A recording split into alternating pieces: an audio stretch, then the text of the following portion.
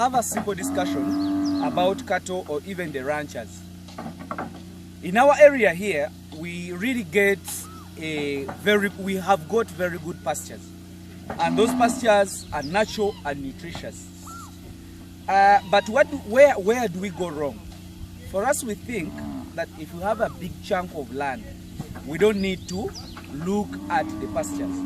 Remember, animals or cows or goats are machines. Really harvests the grass, which is the raw material, and we really have.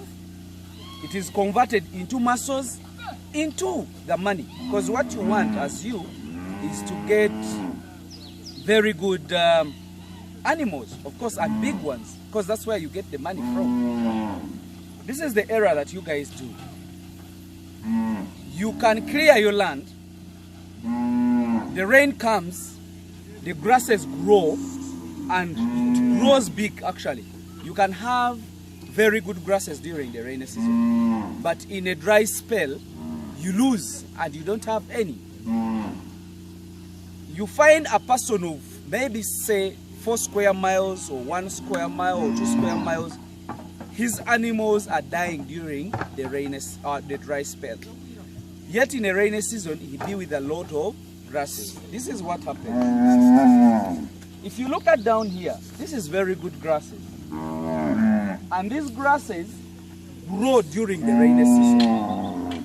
But after the rains comes, remember the animals are recovering from the dry spell. They really need enough of grass. What do? They pick all these grasses. They only pick those that are palatable for them because they have much grass.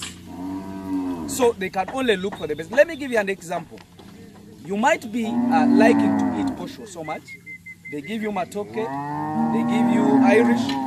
Of course, your interest will be in the rice, let's say, or posho, because that is your interest. That's the same thing happens to the cows during the rainy season. They pick what is more palatable for them.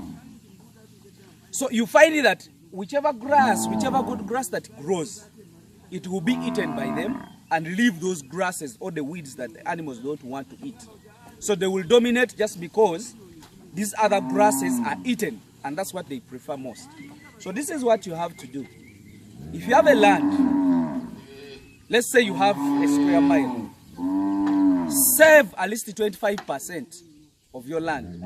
If you want to make it as a pilot, you fence off at least 10% of the land. If you can't afford, at least separate like 30 acres.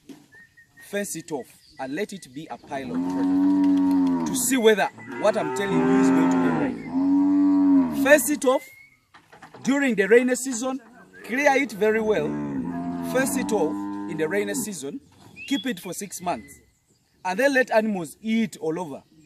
You will see a comparison in the fenced area. Minus even planting any grass, you will see what will come out of that. And that place will definitely be helping you during the dry spell. We are planning it for the dry spell. Let the animals eat all over, but they shouldn't go in that area. Why do we have to do that? We let the grasses grow.